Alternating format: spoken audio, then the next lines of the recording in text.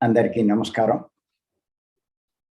కార్యక్రమం ప్రారంభించే ముందు గురువుగారి పత్రిక గారికి ఒకసారి మనం ధన్యవాదాలు చెప్పుకుంటూ కార్యక్రమం ప్రారంభించుకుందాం. గత 85 సెషన్స్ నుంచి ఒక విషయం మీద మనం చెప్పుకుంటున్నాం. ఇది 86వ టాపిక్. దేని మీద అంటే విగ్రహారాధన మీద. ఎందుకు ఇన్ని టాపిక్స్ తీసుకుంటున్నాం అంటే ఇది ప్రతి ఒక్కరూ తెలుసుకోవాలి, అర్థం చేసుకోవాలి. ప్రతి ఒక్కరిలోనూ ఈ మార్పు రావాలి. ఎంచేతంటే మనం అసత్యంలో జీవిస్తే జీవితం ఖచ్చితంగా దుఃఖమయమవుతుంది.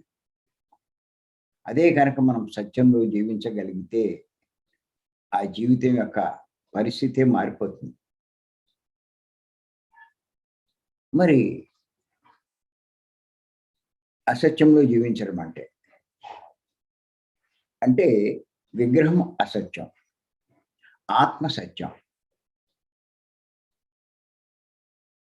అంచేత ఆత్మే దైవం. అవగాహన లేని వాళ్ళు ఏం చేస్తున్నారు అంటే ఆ విగ్రహమే దేవుడు అనుకుంటూ దాన్ని ఆశ్రయించి ఆరాధిస్తున్నారు. ఫలితాలు పొందలేకపోతున్నారు, అనుకున్నవి సాధించలేకపోతున్నారు. అంచేత పత్రిక గారు ఏం చెప్పారంటే అసత్యాన్ని వదలండి, సత్యాన్ని ఆశ్రయించండి అన్నారు. అంటే విగ్రహాన్ని వదలండి, సత్యమైన ఆత్మను అంటే భగవంతుని ఆశ్రయించండి. అది ఆయన చెప్పింది. ఖచ్చితంగా ఎవరైతే ఈ పని చేస్తారో వారిలో అంతులేని మార్పు వస్తుంది. మీలో తెలియని మార్పులు వస్తాయి. మీకు ఎన్నో నైపుణ్యాలు పెరుగుతాయి. మీకు తెలియదు కానీ ఎన్నో మార్పులు మీరు చూసుకోగలుగుతారు. అంతకుముందు చేయలేమనుకున్నవన్నీ మీరు చేయగలుగుతారు. సాధించలేనివి అనుకున్నవి సాధిస్తూ ఉంటారు. ప్రతిదీ బాగా అర్థమవుతూ ఉంటుంది, అవగతమవుతూ ఉంటుంది. అంతేకాదు చెయ్యకూడనివి ఒక్కొక్కటి మానేస్తూ ఉంటాం, చేయవలసినవి చేస్తూ ఉంటాం. అసలు జీవిత స్వరూపమే మారిపోతుంది. మీరు ఎప్పుడైతే అసత్యాన్ని, విగ్రహాన్ని వదిలి సత్యాన్ని అంటే ఆత్మను, సాక్షాత్తు భగవంతుని మీరు ఆశ్రయిస్తారో అన్ని రకాల మార్పులు మీకు తెలియకుండా మీలో జరుగుతూ ఉంటాయి. ఇది మీ అందరూ మీరు చూసుకుంటారు, మీకు అనుభవంలోకి వస్తుంది. కొంచెం మీరు అబ్జర్వ్ చేస్తే మీకు అర్థమవుతుందండి. అలాగే నా జీవితంలో నేను ఎన్నో మార్పులు నేను చూసుకున్నాను. నా జీవితంలో విగ్రహాన్ని ఆరాధించే వరకు ఒక రకంగా ఉండేది నా పరిస్థితి. ఎప్పుడైతే విగ్రహారాధన పక్కన పెట్టి ఆత్మను నేను పట్టుకున్నానో నాలో అనూహ్యమైన, ఊహించని మార్పులు చోటు చేసుకున్నాయి.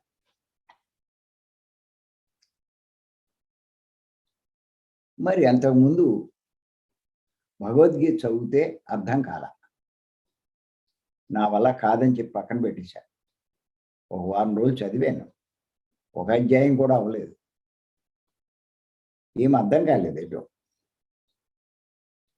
మరి ఈ ధ్యానంలోకి వచ్చాక భగవద్గీత మీద 2 పుస్తకాలు రాశాను. దాన్ని బట్టి మీరు అర్థం చేసుకోండి. విగ్రహాన్ని ఆశ్రయించినంతసేపు భగవద్గీత మంచిదని తెలుసు కానీ అర్థం కాల. కానీ ఎప్పుడైతే మరి ఆత్మను ఆశ్రయించానో, దైవాన్ని పట్టుకున్నామో, సత్యమైన దైవాన్ని, భగవద్గీత మీద 2 పుస్తకాలు రాయడం అంటే ఒక్కసారి ఆలోచించాలి. గీతా సందేశం అనే ఒక పుస్తకం, భగవద్గీత సారం, శ్రీకృష్ణ సందేశం అని. అంతేకాదు అంతకుముందు 5 నిమిషాలు మాట్లాడాలంటే చాలా కష్టమయ్యేది. మరి ఇవాళ రోజుల తరబడి మాట్లాడగలుగుతున్నాము అంటే మరి వచ్చిన మార్పే కదా. అంతకుముందు ధనం మీద వ్యామోహం ఉండేది, ఇప్పుడు జ్ఞానం మీద వ్యామోహం. అప్పుడు ఆ కుటుంబ సభ్యుల కోసమే ఆలోచించేవాళ్ళు, ఇప్పుడు అందరి కోసం ఆలోచిస్తున్నారు. అప్పుడు రాత్రి పగలు ప్రాపంచిక లాభాల కోసం కష్టపడేవాడు, ఇప్పుడు ఆధ్యాత్మిక లాభాల కోసం నేను కృషి చేస్తున్నాను. ఇలా చూసుకుంటే నాకు ఎన్నో మార్పులు వచ్చినాయి. ఇదివరకు ఏదైనా ఒక చిన్న సమస్య వచ్చినా, ఏదైనా ఒక అవాంతరము ఏదైనా వచ్చినా ఏమిటి అని ఆందోళన ఉండేది. ఇప్పుడు ఏమి లేదు, అన్నిటికీ ఏదో కారణం ఉంటుంది, ఏది జరగాలో జరుగుతుంది అన్నది. అలాగే ఒక సమస్య వస్తే ఎలాగా ఇప్పుడు ఏది శాశ్వతం కాదు, కొంచెం ఓపిక పడ్డమే అన్నదే నాకు ఇప్పుడు ఉన్న అవగాహన. దేనికి వరి పడక్కల జయించేయక్కల. అంతకుముందు డబ్బు బాగా సంపాదిస్తే ఏ లోటు లేకుండా జీవించవచ్చు అనేటువంటి ఉద్దేశం. ఇప్పుడు అర్థం చేసుకున్నా, డబ్బు ఎంత ఉన్నా లాభం లేదు. మనం ఎంతసేపు మనం లోటు లేకుండా జీవించాలి అంటే ఇతరులకి వీలైనంత ఉపకారం చెయ్యాలి. ఆ రకంగా చేసినప్పుడు మనకి ఎప్పుడూ లోటు ఉండదు అన్నది అర్థం చేసుకోండి. ఇదివరకు మన స్వార్థం కోసం కొద్దో గొప్ప ఇతరులకి హాని చేసేవాళ్ళు, ఇప్పుడు మనం ఇతరులకి హాని చేయకుండా జీవించడం నేర్చుకున్నాం. ఇలా చూసుకుంటూ ఉంటే ఎన్నో మార్పులు, ఒకటా రెండా.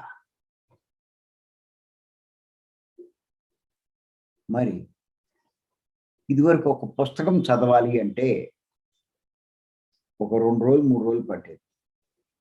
అదే పుస్తకం వాళ్ళు తీస్తే 1 గంటలోనే తిరగేస్తున్నాం. 2 రోజులు చదివినా కూడా అందులో ఉన్న సారం నాకు అర్థమయ్యేది కాదు. ఇప్పుడు అలా కల్లా పూర్తిగా పేజీలు తిరగేస్తుంటే అందులో ఏముందో గ్రహించగలుగుతున్నా.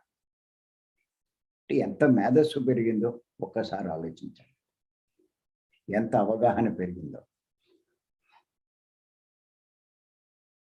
ఇదివరకు ఒకళ్ళు చెప్తే వినడమే మనం చేసేది,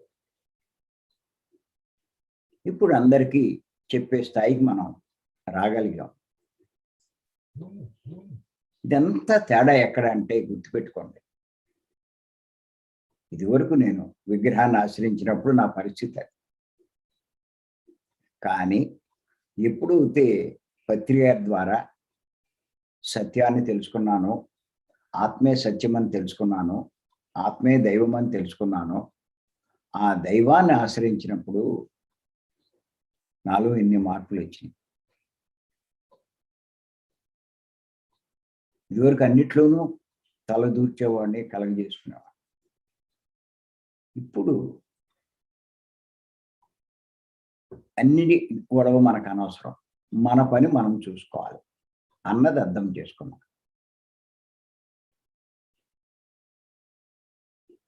ఇదివరకు అంతా నా వాళ్ళు, నా బంధువులు, నా కులము, నా మతము, ఈ రకంగా ఉండేది. ఇప్పుడు అంతా మనవాళ్లే, అంతా మానవులే, అందరూ ఆత్మలే, అంతా ఒకటే అనేటువంటి భావంతో జీవించగలుగుతున్నాం.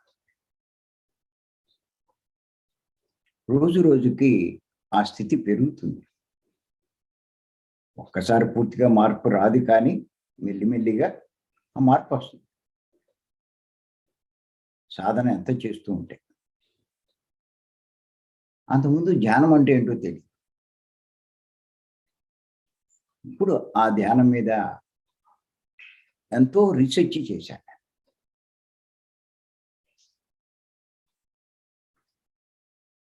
ఇదివరకు జ్ఞానం అంటే ఏంటో తెలియదు. ఇప్పుడు ఆ జ్ఞానం గురించి ఎంతో అవగాహన చేసుకున్నాను. మరి ఇన్ని మార్పులు ఎందువల్ల వచ్చినాయి అంటే, ఒక్కటే నేను చేసింది. పత్రి గారి పరిచయం అయ్యాక ఆయన చెప్పినటువంటి ఈ ధ్యానం అంటే శ్వాస మీద ధ్యాస. మొదట్లోనూ అదే పట్టుకున్నాను, ఇప్పుడు అదే. మాట మీద ధ్యాస, గైడింగ్ మీద ధ్యాస, పాట మీద ధ్యాస, మ్యూజిక్ మీద ధ్యాస, నామం మీద ధ్యాస, మంత్రం మీద ధ్యాస, ఇంకా దేని మీద ధ్యాస కాదు, ఒక్కటే ధ్యాస, అదే శ్వాస మీద ధ్యాస. ఇదే పత్రి గారి దగ్గర తెలుసుకున్నాను. ఇంకా మధ్యలో దీంట్లో మార్పేమి లేదు.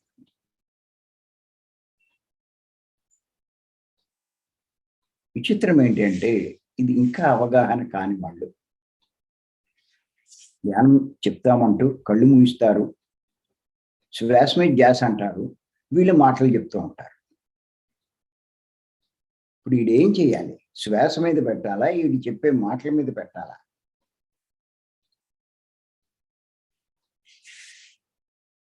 వాళ్ళకే అర్థం కాదు.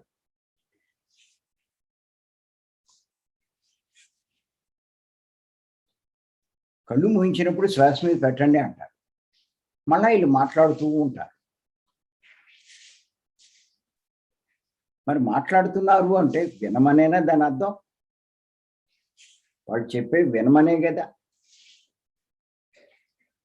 వాళ్ళు ఊహించుకోమన్నవన్నీ ఊహించుకోమనే కదా. వినకపోతే ఎలా ఊహించుకుంటారు?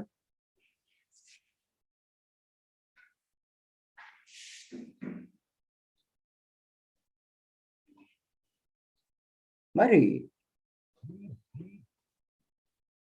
పత్రి గారు చెప్పింది అవగాహన చేసుకోకుండా ఇలా చేస్తే రిజల్ట్స్ ఎక్కడ ఉంటాయి? అంచేత పత్రి గారు ఎప్పుడూ చెప్తున్నారు, మనకి ఎవ్వరూ ఏమీ ఇవ్వరు, మనల్ని మనమే ఉద్ధరించుకోవాలి మన కృషితో, మన ప్రయత్నంతో.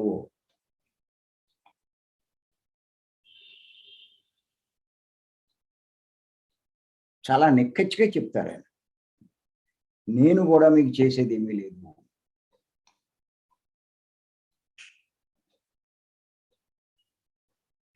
ఏం చేయాలో చెప్పేశాడు ఆయన. శ్వాస మీద ధ్యాస పెట్టండి, అన్నీ వస్తాయి అన్నాడు. అదే చేశాను నేను. కృష్ణుడు వారు చెప్పారు, ఉద్ధరేనాత్మనాత్మానామని. నిన్ను నువ్వే ఉద్ధరించుకోవాలి. బుద్ధుడు చెప్పాడు, అప్పో దీపో భవ అని. నీ ఆత్మదీపాన్ని నువ్వే వెలిగించుకో, నీ ఆత్మోన్నతిని నువ్వే కలిగించుకో నీ కృషి ద్వారా. వశిష్ఠులు వారు చెప్పారు, దేవుడేమీ ఇచ్చేది లేదు, అంతా నీ పురుష ప్రయత్నం చేతే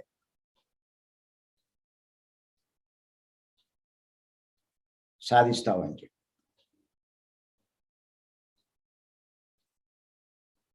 ఎప్పుడు అవుతే ఏమీ లేదండి, సింపుల్ జీవితంలో. నీ వల్ల ఎవరికి హాని జరగకుండా జాగ్రత్త పడండి. మనం ఎప్పటి నుంచో ఇలా జీవిస్తూ ఉండడం వల్ల ఇటువంటివన్నీ కొన్ని జరుగుతూ ఉంటాయి. కానీ ఇప్పుడు మనం చేసే ప్రయత్నం ద్వారా ఒక్కోటి తగ్గించుకుంటాం. అది మేము చేసింది అదే. భూమి మీదకి వచ్చాము అంటే ఏవో కొన్ని తప్పులు ఉంటాయి మన దగ్గర. ఏ తప్పు లేకపోతే భూమి మీదకి రావాల్సిన అవసరం లేదు. సరి చేసుకున్న వాళ్ళు కొంతమంది, సరి చేసుకుంటూ ఉన్న వాళ్ళు కొంతమంది, ఇంకా సరి చేసుకోవాల్సినవి మిగిలి ఉన్న వాళ్ళు కొంతమంది, ఇలా రకరకాల స్టేజ్‌లో ఉంటారు.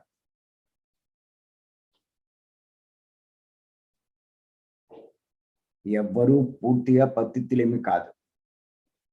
ఏ స్థాయిలో ఉండేవాళ్ళు ఆ రకమైన తప్పులు చేస్తూ ఉంటారు.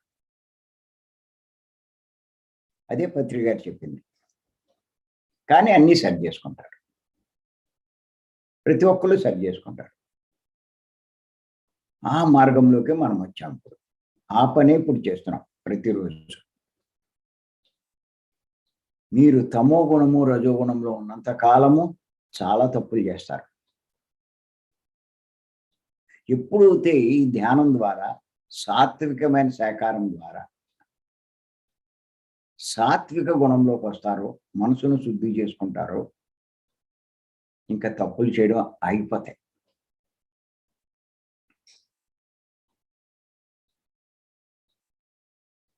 అక్కడ సాత్విక గుణంలోకి వచ్చాక ఈ తప్పులు పాపాలు చేయరు. కానీ అక్కడ మళ్ళా సాత్విక గుణ దోషాలు ఉంటాయి. అది కూడా దాటాలని చెప్పేది పత్రి గారు. సరే, ముందు ఒక స్టేజ్‌కి వస్తే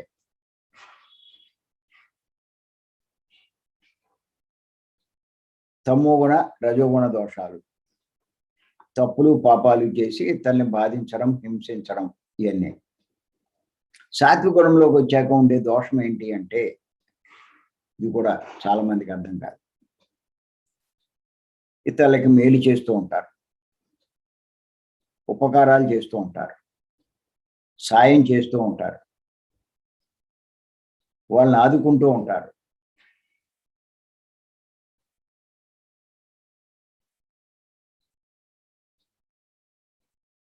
అన్నదానాలు చేస్తారు, వస్త్రదానాలు చేస్తారు, వాళ్ళకి ఆర్థిక దానాలు చేస్తారు. ఇది సాత్విక గుణ దోషం. పుణ్యకార్యాలు చేస్తారు, అపకారం చేయరు, ఉపకారాలు చేస్తారు. ఇది సాత్విక గుణదోషం అంటారు. మెల్లిమెల్లిగా ఇది కూడా అర్థమవుతుంది.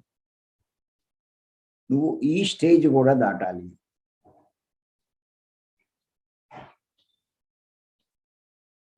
తమోగుణ, రజోగుణ దోషాలు ఉంటే జన్మ తీసుకుంటావు, నరకం అనిపిస్తావు. ఉపకారాలు, పుణ్యకార్యాలు ఈ చేస్తే మళ్ళా జన్మ తీసుకుంటావు, భోగాలు అనిపిస్తావు.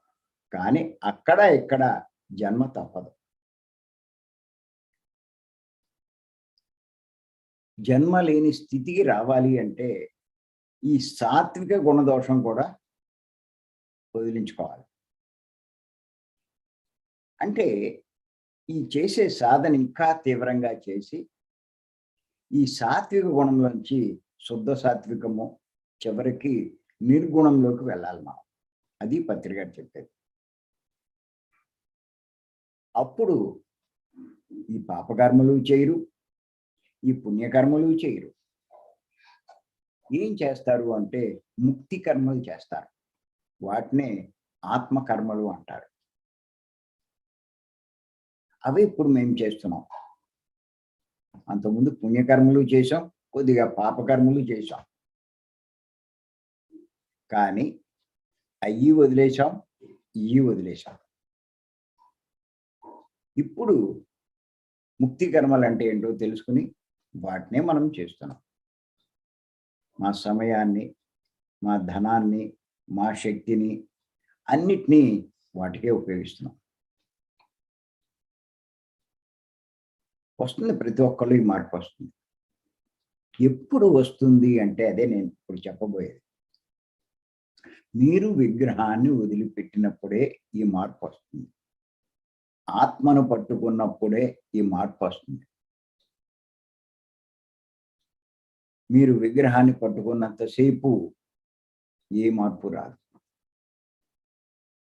నేను 53 సంవత్సరాలు వచ్చేదాకా ఈ ధ్యాన మార్గంలోకి రాలేదు. నేను వెంకటేశ్వర స్వామి మందిరమే నిర్మించాను.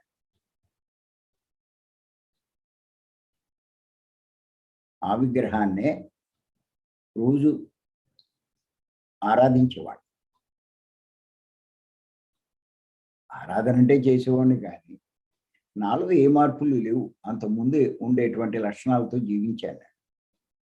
అదే సరైన జీవితం అనుకున్నా.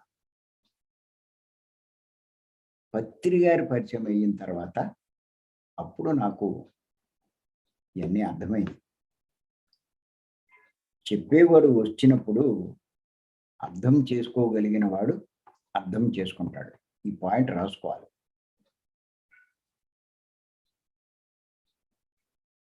చెప్పేవాడు వచ్చినప్పుడు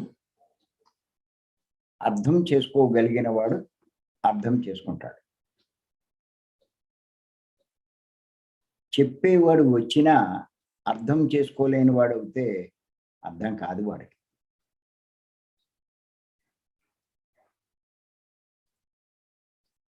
చాలా ఇంపార్టెంట్ పాయింట్.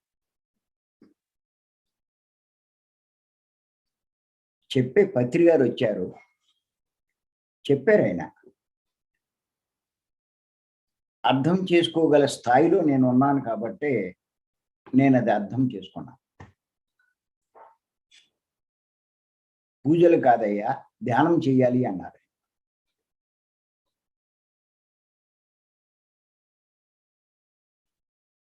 మొదట్లో అర్థం కాలేదు, కంగారు పడ్డాను. 18 ఆదర్శ సూత్రాల్లో విగ్రహారాధన చేయకూడదు అని ఆయన రాస్తే, ఏంటి ఇలా రాస్తారు ఈయన అని. రాస్తే తప్పేటి ఇలాంటి ప్రశ్నలు. అందరూ చెయ్యట్లేదా? తర్వాత దాని మీద ఆలోచిస్తే అర్థమైంది ఆయన చెప్పింది కరెక్ట్ అని చెప్పి. ఇంచేతంటే గుర్తెట్టుకోండి, లోకంలో రకరకాల జన్మ ఉంటారు. మానవుల్లో రకరకాల వాళ్ళు ఉంటారు. వాళ్ళని ముఖ్యంగా 3 రకాలుగా మనం విభజించుకోవచ్చు. 1 మూర్ఖులు, 2 మూఢులు, 3 వివేకవంతులు. మూర్ఖులు, మూఢులు, వివేకవంతులు.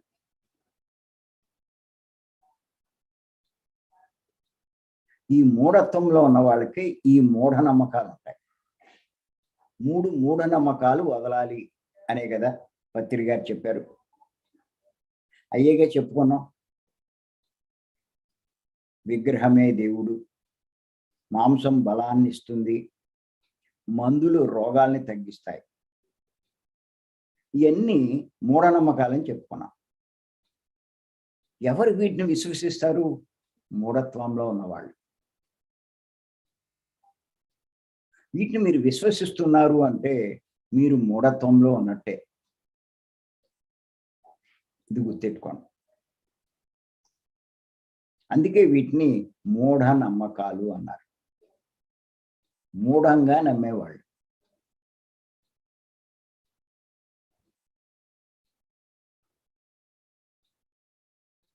మూర్ఖ నమ్మకాలు కూడా ఉన్నాయి. అలాంటి వాళ్ళు కూడా ఉన్నారు.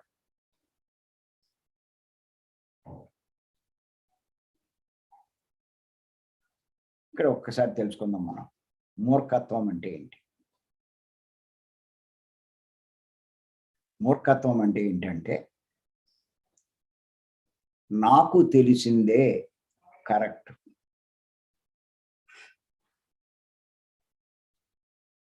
నాకెవడు ఏమి చెప్పకల, నాకు అన్నీ తెలుసు అని భావించేవాళ్ళు మూర్ఖులు అంటారు. అంటే ఓ రకంగా చెప్పాలంటే మనకు బాగా అర్థమయ్యేటట్టు, తా పట్టిన కుందేలకి 3 కాళ్ళు అని మాట్లాడేవాడు. అక్కడ కుందేలు పట్టుకున్నాడు, ఒక కాలు ఇలా పట్టుకుని,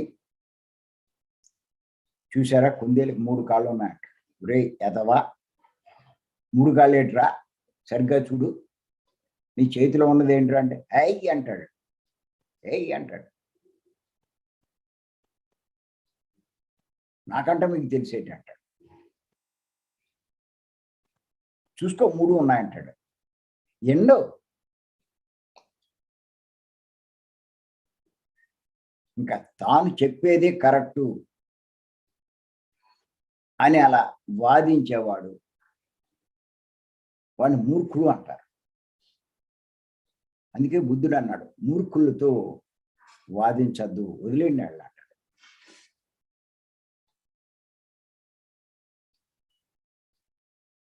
మీరు కూడా ఇవన్నీ కొన్ని తెలుసుకున్నాక మీరు చూడండి, ఈ అందరికీ చెప్తే బాగుంటుందనేటువంటి ఉద్దేశంతో వెళ్ళి మీ పరిచయస్తులు అవ్వచ్చు, మీ కుటుంబ సభ్యులు అవ్వచ్చు, బయట వారు అవ్వచ్చు, చెప్తారు ఏమని,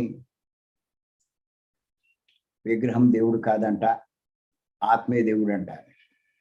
అప్పుడు వాళ్ళల్లో కొంతమంది మీకు ఇమీడియట్ రెస్పాన్స్ ఎలా ఉంటుందంటే, చాలే మాకు మాత్రం తెలియదు అనుకున్నావా, నీకే తెలుసు అనుకున్నావా, మాకు నువ్వు చెప్పక్కర్లేదులే, ఎల్లెళ్ళు అంటారు. అలా అన్నాడు అంటే వాడు మూర్ఖుడు. ఇంకా వాడి దగ్గరికి మీరు వెళ్ళక్కర్లేదు, ఆ విషయం మళ్ళీ చెప్పక్కర్లా, వాడిని ఒప్పించక్కర్లేదు, వాడిని అంగీకరింప చెయ్యక్కల, వదిలేయడమే. వాడు ఇంకా కొన్ని జన్మలు తీసుకుంటాడు, ఓ 100 జన్మలో, ఓ 200 జన్మలు తీసుకున్నాక అప్పుడు వాడికి అర్థమవుతుంది. వాడు చాలా మూర్ఖత్వంలో ఉన్నాడు.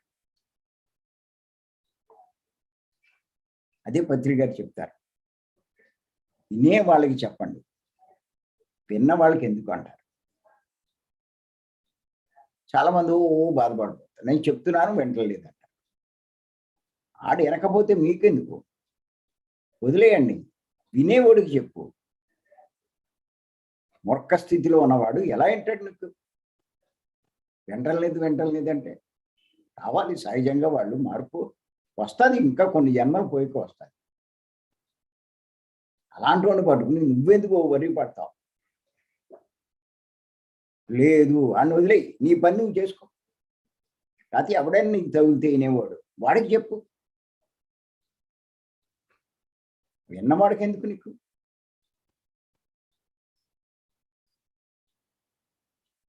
పైగా నిన్ను విమర్శిస్తాడు, తిడతాడు, నలుగురిలోనూ నీ మీద చెడ్డగా చెప్తాడు.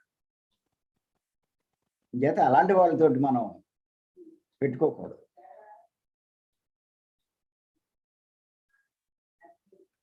అలాగే మాంసం తినద్దు అని మీరు చెప్పారనుకోండి, ఏమంటాడు, మూర్ఖ నమ్మకం అది. అది చాలా ఆ మాత్రం మాకు తెలియదా, నువ్వు చెప్పాలా మాకు, ఏం తినాలో కూడా మాకు తెలియదా, నువ్వో మాకు చెప్పేది. మీ భర్త అయి ఉండొచ్చు, నీ భార్య అయి ఉండొచ్చు, నీ బంధువులు అయి ఉండొచ్చు, నీ స్నేహితులు అయి ఉండొచ్చు, అయితే నీకు తెలియని వాళ్ళు అయితే ఉండొచ్చు. ఇలా మాట్లాడతాను, ఉన్నారు అలా మాట్లాడేది. వాళ్ళకి ఇంక నువ్వు చెప్పేది, నువ్వేం చెప్పక్కర్లేదు వాళ్ళకి. కదిపావు, వాళ్ళు ఎక్కడా నీకు పాజిటివ్గా నీకు స్పందించలేదు, వదిలేయ వాళ్ళని. ప్రపంచాన్ని నువ్వేం మార్చలేవు, మంచి ఆశయంతో మార్చే ప్రయత్నం చేస్తాం అంతే, నువ్వేం మార్చేస్తావండి. సృష్టి తలుచుకుంటే 5 నిమిషాలండి, మీరేం చేయగలరండి. మీరు ఆ ప్రయత్నం దేనికి చేయడం అంటే మీరు ఎదగడం కోసం చేయడం అంతే. నిజంగా సృష్టిలో మార్పు రావాలి అంటే ఆ ప్రకృతి నిర్ణయిస్తే 5 నిమిషాలు వచ్చేస్తుంది. మొదట్లో ఆ మధ్య 2-3 ఏళ్ల క్రితమో 5 ఏళ్ల క్రితం బర్డ్ ఫ్లూ అనే వ్యాధి వచ్చింది. ఎక్కడో వచ్చింది, మొత్తం ఇండియాలో ఉన్నవాళ్ళు కోళ్ళు తినడం మానేశారు. ఆ కోళ్ళు మేపలేక కోళ్ళు చంపేసిన వాళ్ళు కూడా ఉన్నారు, కోళ్ళ ఫారాలు. అందరూ మానేశాడు. తినమంటే భయపడిపోయారు. వాళ్ళ చేత తినిపించడానికి చాలా తిప్పలు పడాల్సి వచ్చింది. పెద్ద పెద్దోళ్ళంతా మేము తింటున్నాం, పర్లేదు, ఏమి రాదు, మీరు తినచ్చు అని చెప్పి టీవీలో అట్లా అడ్వర్టైజ్మెంట్ ఇవ్వాల్సి వచ్చింది. నేచర్ చిన్న మార్పు తీసుకొచ్చింది. మొత్తం ప్రపంచం అంతా భయపడి మానేశారు. ప్రపంచం ప్రకృతి లెక్క తలుచుకుంటే ఒక్క నిమిషంలో మార్చేస్తుంది. ఎప్పుడైతే ఈ కరోనా వచ్చిందో ముందు భయపడి మానేశారు మాంసం తినడం. మళ్ళా మెల్లిగా అలవాటు పడ్డారు. అంచేత మన పని ఏమిటి అంటే మూర్ఖుల్ని మార్చడం కాదు, కొంచెం వారిలో వివేక లక్షణాలు కొద్దిగా ఉన్నా మనం మార్చే ప్రయత్నం చేస్తే మారుతారు. ఏదో వడ్రీ పడిపోకండి, మార్చాలని చెప్పి చూడండి, అంతవరకు మీ ధర్మం. అలాగే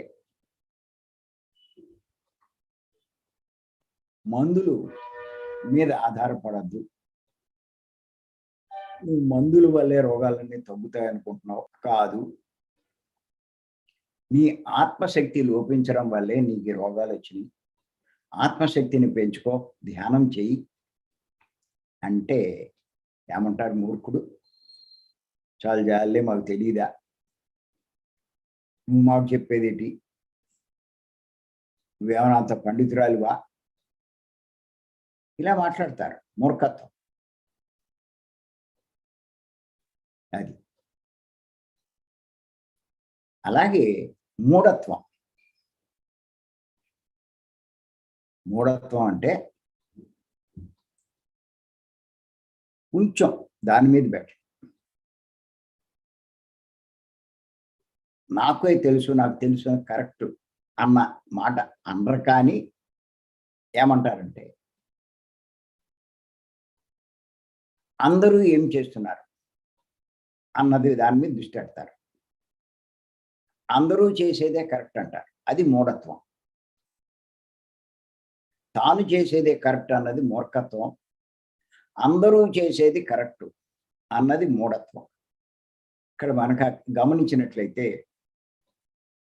విగ్రహారాధన చేయకూడదంట అని మీరంటే వెంటనే ఏమంటారంటే వీళ్ళందరూ ఎందుకు చేస్తున్నారు, ఆ పండితులే చెప్తున్నారు కదా, మరి ఎందుకు చేస్తున్నారు చెప్పు. వీళ్ళంతా గుళ్ళకి ఎందుకు వెళ్తున్నారు, పూర్వ పెద్దలు ఆ గుళ్ళు ఎందుకు కట్టారు, ఇలాంటి ప్రశ్నలు వేస్తారు. అంటే అందరూ చేస్తున్నారు కాబట్టి తను చేస్తున్నాను అంటాడు. ఎందుకు చేస్తున్నాడు తనకు తెలీదు, కానీ అందరూ చేస్తున్నారు కాబట్టి చేస్తున్నాడు. అదే మాంసం విషయంలో నువ్వు చెప్తే మరి అందరూ తింటున్నారు, అదే కదా. మా తండ్రులు తాతలు ముత్తాతలు ఎన్నో తరాల నుంచి తింటున్నారు, మరి ఎందుకు తింటున్నారు వీళ్ళంతా చెప్పు దానికి. ఇలా మాట్లాడతాడు. ఇది మూఢత్వం. మందులు వాడుతుంటే ఎవడు హాస్పిటల్కి వెళ్ళట్లేదు, ఎవడు మందులు వాడట్లేదు, ఇలా చెప్తావేంటంట. ఇది మూఢత్వం. ఈ 2 స్టేజ్లు దాటిన వాడే వివేకవంతుడు. దాన్నే వివేకత్వం అంటాం. అప్పుడు అటువంటి వాడు ఉన్నప్పుడు వాడు ఏం చేస్తాడంటే మనం ఏది చెప్పినా గమ్ముని కాదు అండు, మనల్ని విమర్శించడు, చేయడు. అంటే విగ్రహం దేవుడు కాదంట అని మనం చెప్పినప్పుడు వాడు ఏమంటాడంటే సరే విగ్రహం దేవుడు కాదంటున్నాం, మరి దేవుడు ఎవరో చెప్పు. విగ్రహారాధన చేస్తే వచ్చే నష్టం ఏంటో చెప్పు. నువ్వు చెప్పినట్టు ఆ ధ్యానం చేస్తే వచ్చే లాభాలు ఏంటో చెప్పు. ఇలా అడుగుతాడు వివేకత్వం అన్నవాడు. నేను కూడా ఆ పని చేశాను. పత్రి గారి పరిచయమే ద్వారా తెలుసుకున్నాక. రైట్. విగ్రహం దేవుడు కాదు. మరి దేవుడు ఎవరు?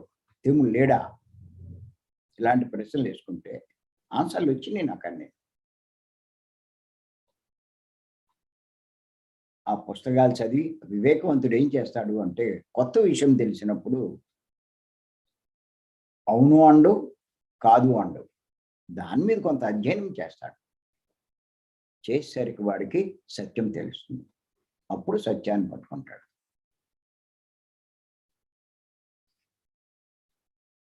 మాంసం తినకూడదంట. సరే,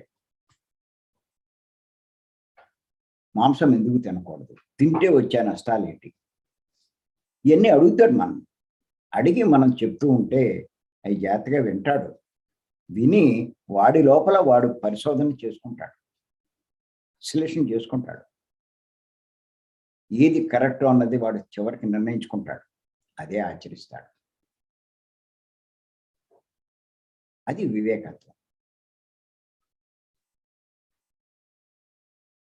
మందుల వల్లే రోగాలు తగ్గవు అన్నది చెప్పినప్పుడు, సరే చెప్పు, దేనివల్ల తగ్గుతాయి? అసలు ఈ రోగాలు ఎందుకు వస్తున్నాయి? ఇవన్నీ కూడా వాడు తన వివేకంతో ఆలోచిస్తాడు. ఆలోచించి అప్పుడు దానికి అనుగుణంగా తన శక్తిని పెంచుకొని ఆ రోగాల్లోంచి బయటపడే ప్రయత్నం చేస్తాడు. ఇది ఇక్కడ మీరు గుర్తుంచుకోండి.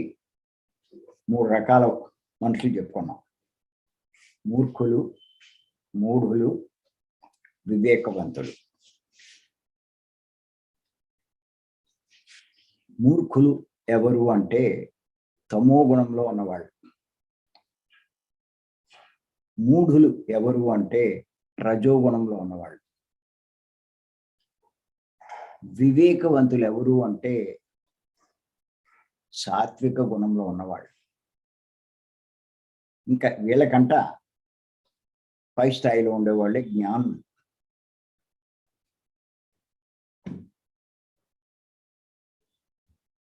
మరి ఆ మూర్ఖత్వంలో ఉన్న మనం నష్టపోతాం, జీవితంలో దుఃఖం అనుభవిస్తూ ఉంటాం.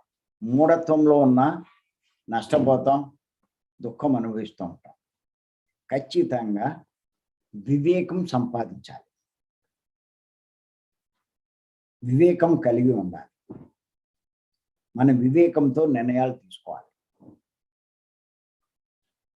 ఆలోచించే శక్తి మనకి రావాలి. ఆ స్థాయికి ఎదగాలి. ఆ స్థాయికి ఎలా వస్తాము అంటే, ఇప్పుడు మనం చేసే శ్వాస మీద ధ్యాస, మాట మీద ధ్యాస కాదు. మళ్ళా పదే పదే దాన్ని చెప్తున్నాను నేను. శ్వాస మీద ధ్యాస, సాత్వికమైన శాఖాహారం. ఇలా మనం భీమవరం 3 రోజుల క్లాసులు, ఈ మార్నింగ్ జూమ్లు 2.5 గంటలు ఎంత తీవ్రంగా చేస్తున్నామో, కదలకుండా కూర్చుంటున్నాం. ఆటోమేటిక్గా మార్పు వస్తుంది.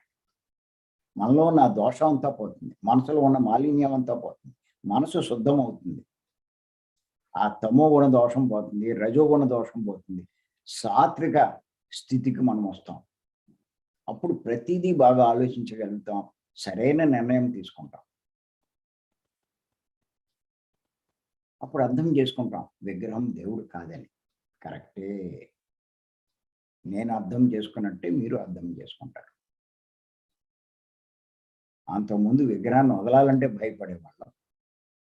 మన వివేకం ఉపయోగించడం వల్ల ఖచ్చితంగా దాన్ని పక్కన పెట్టి ఆత్మనే పట్టుకున్నప్పుడు, అసలైన దైవాన్నే పట్టుకున్నప్పుడు మనకి ఇంకా ఆ రాయితో సంబంధం ఏముంది, ఆ బొమ్మతో సంబంధం ఏముంది అన్నది అర్థం చేసుకుని, అసలు మనం దేవుణ్ణి వదిలేస్తే మనం భయపడాలి, కానీ సత్యమైన దేవుణ్ణి పట్టుకున్నప్పుడు ఇంకా మనం భయపడేది ఏముంది అన్నది మనకు అర్థమవుతుంది.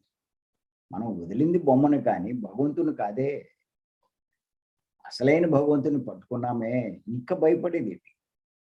బొమ్మను పట్టుకున్నాం, భగవంతుని వదిలేసి బొమ్మను పట్టుకుంటేనే మనం భయపడాలి. ఇంచేత అసలైన వాడిని వదిలేసి కాని వాడిని నువ్వు పట్టుకుంటే ఆయన అవమానించినట్టేగా.